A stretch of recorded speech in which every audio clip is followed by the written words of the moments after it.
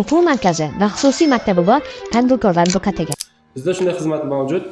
Sizda agar o'quv markazingizda robototexnika, mexanika, elektronika, dasturlash yo'nalishlarini kiritmoqchi bo'lsangiz va uni qanday qilishni bilmasangiz, biz bunda sizga amaliy yordam berishimiz mumkin.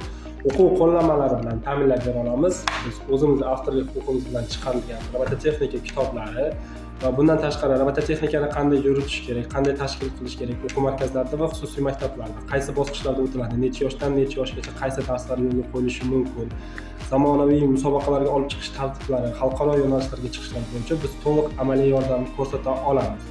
Mening ismim Umidjon Kenjayev, 7 yildan beri robototexnika bilan shug'ullanaman va Angren Robotex xususiy o'quv markazi rahbari hisoblanaman.